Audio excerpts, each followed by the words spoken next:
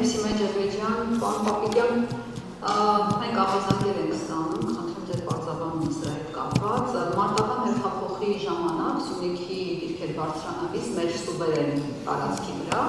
ինչի են ադրբեջանցի սահմանապահները ոտքից գլուխ ստուգում մեր զինծառայողներին։ Այնտեղ թույլ են տալիս երկու պայստատուփից և երկօրյա սննդից բացի հավելյալ ոչինչ չտանել։ Մեր անձնակազմը տողան է կանգնում, իրերը դնում են ներքևում, զենքերը հանում են, ոտքից գլուխ ստուգում են պայուսակները, ստուգում են մեքենաները,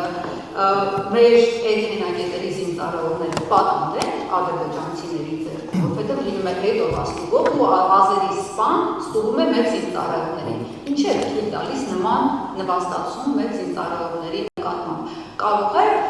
Պուտինի կոշիկները լիզելուց բողոքող ձեր իշխանությունը հիմա անցել է Ալիևի կոշիկներին։ Հաջորդ հարցը ուխտերթի հետ կապված։ Դուք այնտեղ նշեցիք Շաքարյանի հետ կապված։ Մի հարց ենք պատասխան թե երկու։ Երկու րոպեի ժամանակը։ Պարոն Պապիկյան, ուխտերթի հետ կապված Կանի Շաքարյանի անունը շրջանառեց, բայց նա միակը չէ տներից, որ մասնակցել է ուխտերթին, դեմքերով ֆիքսված են և մի շարք մարդիկ կան։ Բոլորը այդպես հանկարծ դարձան հավատացյալներ և պատարագի մասնակիցներ, դուք հետքում եք, որ Հորդոր Կահրաչ Ստեփանյանը նույնպես մասնակցել է բանայի կադրային քաղաքականության գլխավոր վարչության պետ գեներալ մայոր Հրաչ Ստեփանյանի մասին է խոսքը և ոչ միայն նա, էլի կային և կեսներով և համազգեստների։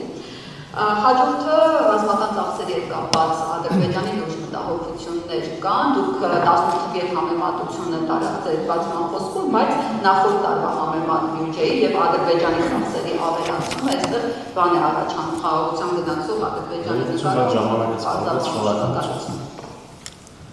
Իմ տեղեկություններով Ադրբեջանը նույնպես կրճատել է ծախսերը, բայց Ադրբեջանի ծախսերը իմ խնդիրը չեն, ես խոսամ մեր ծախսերի մասին։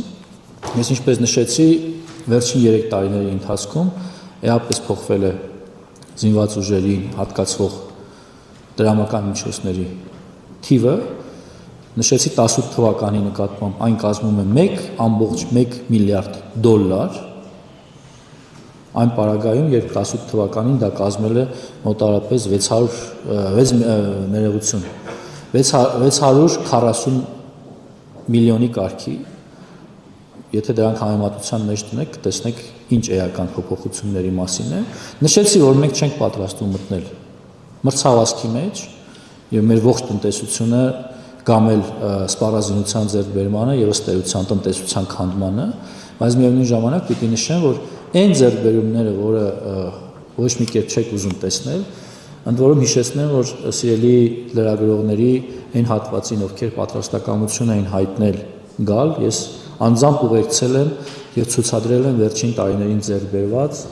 սպառազինության և ռազմական տեխնիկայի նորագույն նմուշները և իհարկե անկեղծ լինելու պարագայում դուք կարող եք հաստատել, որ դրանք իրոք լուրջ ձեռքբերումներ են և չի կարելի սրա հետ հաշվի չնստել։ Ինչ վերաբերում է մասնակցություններին, ես նշեցի, այո, հերքում եմ, որ որևէ հրաման կամ հորդոր ինչ-որ մեկին եղել է։ Հերքում եմ, ևս մի անգամ հերքում եմ։ Հաջորդիվ, ինչ վերաբերում է այն հարցին, որը ահազանգ չի, դրա մասին բազմիցս առիթ ունեցել է հնչեցնելու Հայաստանի Հանրապետության մի քաղաքացի, ընդ որում լրատվական չի թողել, բոլոր տեղերում գնացել դրա մասին հարցազրույց է տվել։ Ուրեմն խնդիրը վերաբերում է դեռևս 2021 թվականի մայիսին ստեղծված իրադրության մասին, ձեզ հայտնի Սև լճի մի դիրքի մասին է, որին հասանելություն ցավոք, այսինքն ընտրանքը հետևյալն է, կամ պիտի այդ դիրքը թողնենք, կամ պիտի անցնենք ադրբեջանական դիրքի կողքով։ Սա հստակ է, նոր չէ, ես չեմ դրա հեղինակը, որպես պաշտպանության նախարար, ես չեմ դրա միակ շահառու, բայց այն, որ այստեղ դիրքը թողնելու պարագայում դուք ինձ պիտի մեղադրեք հայրենիքի ինչ-որ հատված զիջելու մեջ, մյուս ընտրանքը, մանավանդ մեր օրերում, երբ այսօր ունենք խաղաղություն, փաստացի և ըստ էության այն ինչ նկարագրում եք, դա տեղի չի ունենում։ Այն ինչ նկարագրում եք, դա չէ, ձեր ասացի մեջ ինքնին հակասություն կա, 14 օրվա հերթապահություն գնացողը, ասում եք 2 օրվա սնունդ ա վերջ, բա ինչ ա ուտում, 12 օր ինչ ա ուտում, հատ հարցրել եք ձեզ։ Լավ, երկու պայեստատուփը չեն ուտում, պայեստատուփը կրակելու համար է։ 2 օրվա սնունդ նշում եք։ Ինչ է ուտում 12 օր։ Նկատի ունեմ, այո, կա իրականություն, որը հետևյալն է։ Մեր զինվորները անցնում են ոչ, ասեմ այս պահին մենք նման իրականություն չունենք, անցնում են ադրբեջանական դիրքի կողքով, այսպես կոչված բլոկ պոստով։ Հիմա հա հերքում եմ, ասում եմ չեն ստուգում, քանի անգամ ասեմ հերքում եմ, հարիցս հերքում եմ, ոնց ասեմ։ Շնորհակալություն պարոն Մարգարար եւ նաեւ հավելեմ, որ մենք նաեւ արձագանքել ենք նշելով, որ զինված ուժերի բոլոր ստորաբաժանումների հերթափոխելը իրականացվում են բնականon։ Շնորհակալություն հաջորդ հարցը։ Չէ, այստեղ ուրիշ հարց կա։ Նաեւ դրա 21 թվականին եւ դրանից հետո պատասխանատվություն են կրում, ինչ որ լվացվելու արարողություններ, չգիտես ինչեր, խոսքը այդ դիրքերի մասին է, այդ դիրքի մասին է կոնկրետ։ Անում եք այդ մարդկանց։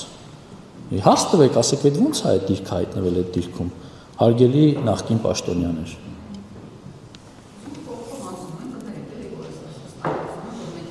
Ռիփսմե ջան, բարևել են տալիս, գուցե զրուցում են, բնական process է։ Դուք հիմա կարող եք նկարագրեք մի իրավիճակ, երբ որ կարող է առաջանալ որոշակի լարվածություն, առաջացել է։ Այս փուլում ի ուրախություն մեզ եւ ի տխրություն շատերի նման խնդիրներ չեն առաջանում։ Բացարձակ չեն առաջանում։ Ես կարող եմ ասել, որ ամիսներ շարունակ որևէ խնդիրներ այդտեղ չեն առաջանում։ Եթե սրանով բավարարված եք, այսքանով ավարտենք։ Շնորհակալ եմ։ Հավանիր տեսանյութը եւ բաժանորդագրվիչ նորությունները բաց չթողնելու համար։